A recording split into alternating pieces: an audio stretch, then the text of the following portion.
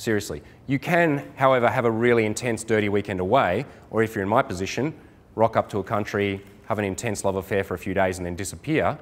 But if it's a girl who's in your city, you shouldn't be seeing her more than once a week or so. And just on a side note to that, are you guys aware that right next to England is a very large continent with a whole lot of different countries in it? Yeah? What? Yeah, I know, it's crazy. And for like the price of a steak, you can fly to these countries. And for the price of another steak, you can live like a king for 3 days and have sex with girls that are way hotter than most of the girls here. Did you know that? It's an important piece of information. I've been travelling from Melbourne, Australia, which is about as far away as you can go without penguins, to this other side of the world to take advantage of this fact. And the average British man spends his weekends drinking expensive beer in absurd little pubs and talking to fives. It makes me very angry. Yeah? You guys can go to Serbia tomorrow for nothing. Oh shit, sorry Sasha. Cat's out of the bag. Don't go to Belgrade. It's not that great. Really dangerous. Girls not that friendly. Certainly don't have sex with you very quickly. Food's definitely not absolutely amazing. Gypsy music, none of it. Forget about it.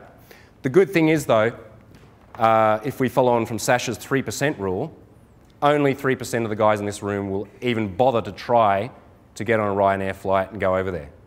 So how many people we got here? So there's about one of you. Who's going?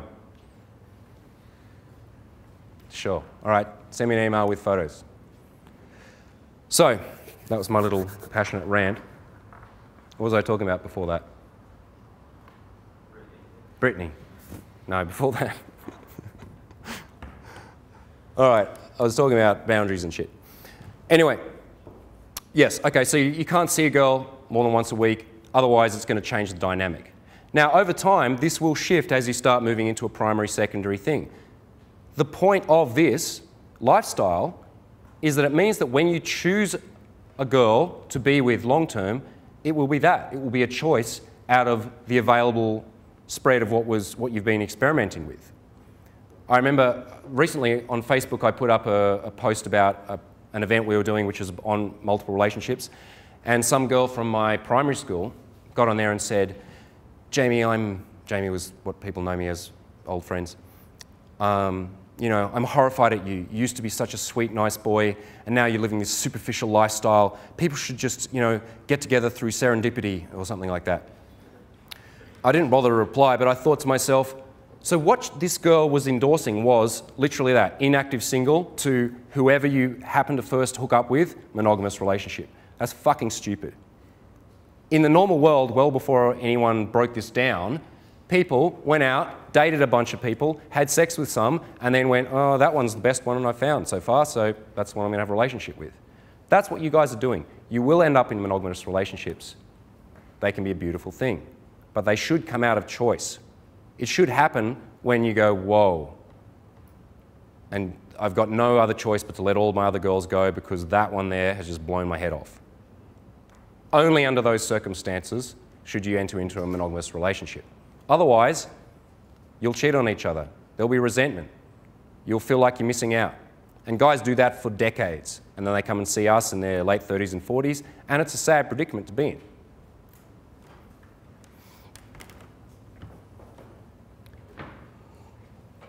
The other important thing about being able to juggle multiple women is you have to be really good in bed. Because there's nothing in it for her if she gets one night a week with you and comes over and has lousy sex. Why bother?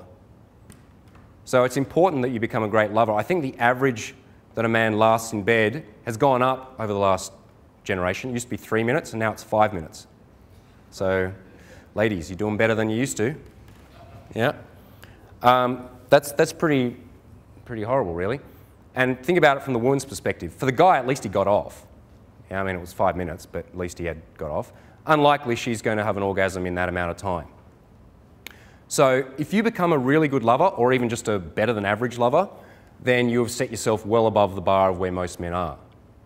Now, I'll give you a few little tips on how to get good at sex. Firstly, good at the sex. Firstly, stop jacking off to internet pornography. Everyone's like, what? I don't even have the internet. The reason being that this posture is not in the Kama Sutra, the mouse and cock. Yep. What that posture actually does, and that you're going to use that as a screenshot, aren't you? It's like James Marshall. What that posture actually does is, if the majority of your sexual experiences is in something along those lines of that posture, it trains your body that this is what sex is. This is how you get aroused.